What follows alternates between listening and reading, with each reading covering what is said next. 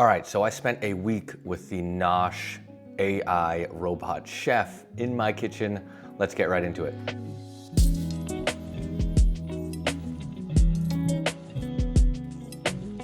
Hey friends, welcome back to the channel. My name is Desmond and I make videos about tech and travel gear. And I've been to a lot of CES events. I've definitely seen a lot of innovations coming out, especially in the robotics and the AI space. This is the first time I've seen something I actually did want in my kitchen, and that is the Nosh robot chef. I spent a week with this. The founder of Nosh dropped it off at the house. I had about a week or so to test it, and I want to quickly film this video and just talk about my experience with that robot. So first of all, what is the Nosh? Basically, it looks like a gigantic air fryer or mini oven, however you want to label it.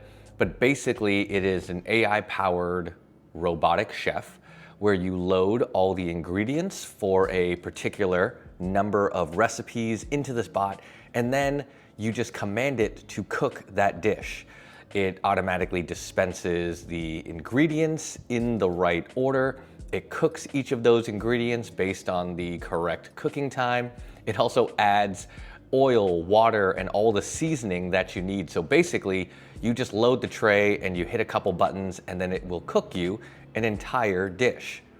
I mean, overall, it's a pretty cool concept, and it's especially attractive for people like me, professionals, content creators, people that are currently on the go and always on the go. Also people with families. I've got 3 kids. It takes a lot of time for me and my wife to kind of cook and prep for everyone, and sometimes we're just really busy. So the idea of Nosh, this robotic chef that can kind of cook meals on demand, fresh, is pretty appealing to a lot of people, which is why it's so popular and why I think it hit its Kickstarter goal super quickly. Now let's talk about the components of the Nosh when it was dropped off, right? So there's the core unit itself. It's relatively large. Let me just go ahead and pull up some of the specs on this thing. It's not a small appliance. It'll definitely eat up a good amount of counter space. At the same time, is giving up that counter space worth the convenience of a robot that will basically cook for you? Maybe yes, maybe no for some. Really depends on the size of your kitchen and what your priorities are.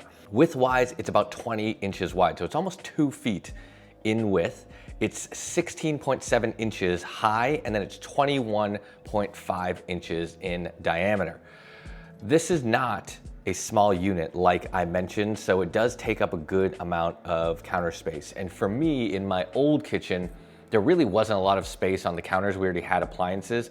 I just put it on the breakfast nook table while I was testing it for the week. Other specs to call out probably won't matter much once you have it in place, but it's about 57 pounds. Again, it's a pretty serious piece of machinery and tech. There is the pan that you load in, there's the tray, there's the mechanics, there's the cameras that's built in, there's all the sensors and the locks and everything that makes this thing function. So it is not a light appliance. Okay, moving on from the unit itself. It also has a prep tray, and this is kind of primarily where all of the work on your part happens, right? So this tray has 5 different slots in it, and each of those trays, based on the recipe you're cooking, has a place for an ingredient. So I think I did a chicken dish, relatively simple to prep, but you put chicken in a few of the trays, you put the potatoes and the herbs and the onions and the garlic and the other ingredients in that tray. And then once that is set up, I think prep time for this particular dish, I specifically chose dishes that were very easy and quick to prep, just because, again, like I'm not trying to add more cooking time to my life. It took about 5 to 10 minutes just to cut everything up and prep it and toss it into the tray. Now, once all of that is set, you slide the tray in to its little tray station, it locks into place, and then you're basically good to go. Where the cooking actually happens is on the right side. So there is an included pan that you load in, and then there's an included stir that you attach to the little arm in the top. So those are really the 3 components that you manipulate. And then of course you can pre-fill the oil with whatever types of oils you want, and then water. And then on top is the seasoning tray. The version that I had to test had the Indian Southeast Asian seasoning package. You can also get a different seasoning package that has more Italian seasonings or American seasonings, or kind of more like classic Western seasonings. And all of those just go into the spice rack tray, and the Nosh knows which container has what seasoning, and it will rotate and distribute that accordingly based on the recipe. So once you've got everything basically loaded into the Nosh, then you can either use the onboard screen to swipe through and pick the recipe that you want to cook for, or you can use the app, which also works perfectly fine. The other nice thing is when you are choosing a dish, either in the app or in the on-screen display, you can choose how many people you're cooking for, and it'll adjust the recipe for that number of servings. And it'll just kind of give you a list of all the ingredients you need, how to prep them, where and what part of the tray to add them to.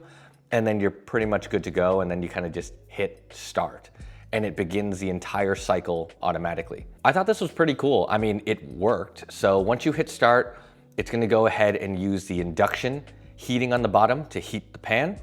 It is then going to add oil or water, whatever the recipe calls for.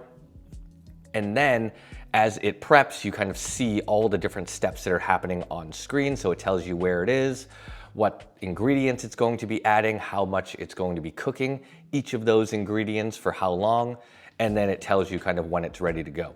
But this is really cool to kind of see in person. It turns on, the lights come on, adds the oil, adds the water, and then it starts to dump in the ingredients in the correct order, right? So for this particular recipe, for the chicken recipe, it drops in the chicken, it cooks it for a designated amount of time. The cool thing is there is a camera built into the Nosh that is watching the food and identifying the level of cooking, where it is. If you're cooking potatoes, it can tell if it's golden brown based on the color. So it is more than just a time-based cooker. It is using AI to identify how raw the meat is, how cooked the potatoes or the vegetables or whatever your cooking is. And then as it adds ingredients, it is continuously stirring and moving things around to make sure they cook evenly. And like I mentioned before, you have the spice rack installed. It also knows how much and when to add seasonings based on the recipe and the step, right? So it knows to add salt and pepper and cumin or whatever it is that's automatically programmed into that recipe itself. Now, overall, I thought this was pretty cool because it took me about 5-10 minutes maybe to just prep the ingredients, get them in to the Nosh, and then cooking time, depending on the recipe, varies. I think for the chicken dish, it was maybe like 30 minutes. But the nice thing is you kind of just hit a button and then you walk away for 30 minutes versus if I am cooking, I am watching the stove, I am doing the manual stirring, I'm adding the ingredients at the right time, I'm kind of keeping an eye on everything, the open flame and all that good stuff. With the Nosh, it's self-contained, the oven door locks, so you can't open it, and it just kind of does its thing in a very contained space. And of course, like what matters most is how does the food taste? Did it come out prepared in the right way? And I gotta say, like, the kids loved the chicken and the potato, like the crispy potato dish that I had the Nosh cook for us. Perfect. I thought the cooking was great. The other nice thing is if you prefer, say, your potatoes a little bit more crispy or your chicken a little bit more cooked or any of the recipes prepared and heated or like cooked and seasoned in a particular way, you can actually just go in and edit the recipes in the Nosh app and customize them to your own family's particular likes and tastes. So this first iteration is something really, really cool to check out. I think right now it's like $1,500 or something like that. I can't remember what the Kickstarter was.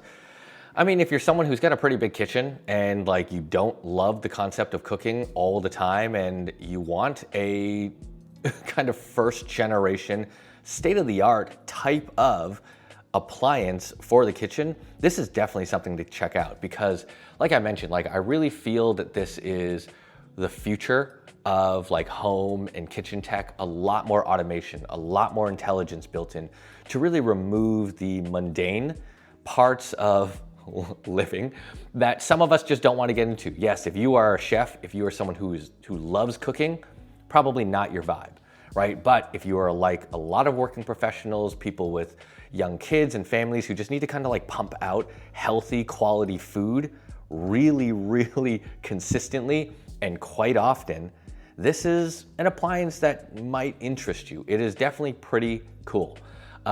With that said, I think the app has about 500 plus recipes, which is great. I don't think the photos on the app always look like the end result. Obviously, you know, you're gonna pretty it up a bit. You can add some garnishing, you can dress it before you serve it, but obviously coming right out of the pot, it's just kind of a mixed mess of stuff, but it tastes good. So just keep that in mind as well. Like, it's not pumping out a beef Wellington, or it's not gonna put out a perfectly plated spaghetti bolognese.